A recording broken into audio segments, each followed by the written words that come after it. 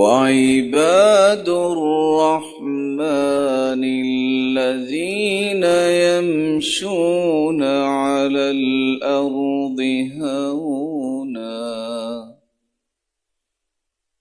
وإذا خاطبهم الجاهلون قالوا سلاما۔ رحمان کے بندے وہ ہیں جو زمین پر تواضع اور عاجزی کے ساتھ چلتے۔ حسن بصری رحمت اللہ علیہ سے کسی نے پوچھا تھا کہ تواضع کی پہچان کیسے ہوگی؟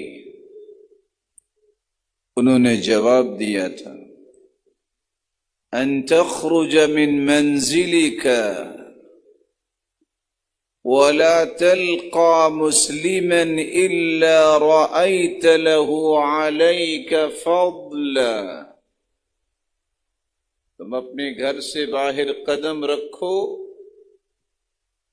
جس کو بھی ملو تمہارا یہ تصور ہونا چاہیے یہ مجھ سے اچھا ہے۔ جب تک آپ لوگوں کو اپنے آپ سے اچھا نہیں سمجھتے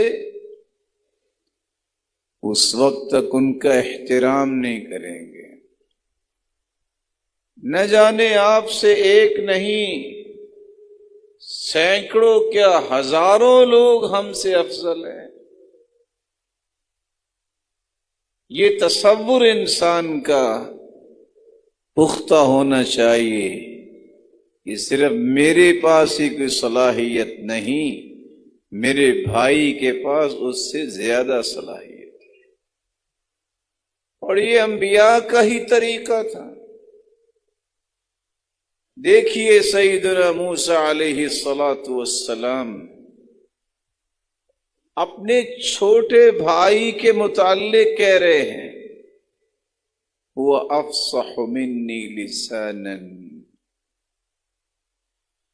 اے اللہ اس کو بھی نبی بنا دیجئے، یہ مجھ سے زیادہ فصیح و بلیغ ہے، اس کی بات مجھ سے زیادہ واضح ہے۔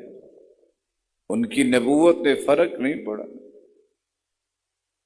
ان کی عظمت میں کوئی نقص نہیں آیا۔ کسی کی صلاحیت کو قبول کرنا یہ انبیاء کا شیوا ہے، اور کسی کی صلاحیت کو تسلیم نہ کرنا یہ شیطان کا شیوا ہے۔ اس لیے جب سجدے کی باری آئی اللہ ذوالجلال نے حکم دیا کہ سجدہ کرو، تو ابلیس نے کیا کہا تھا؟ انا خیر منہ، میں آدم سے بہتر ہوں،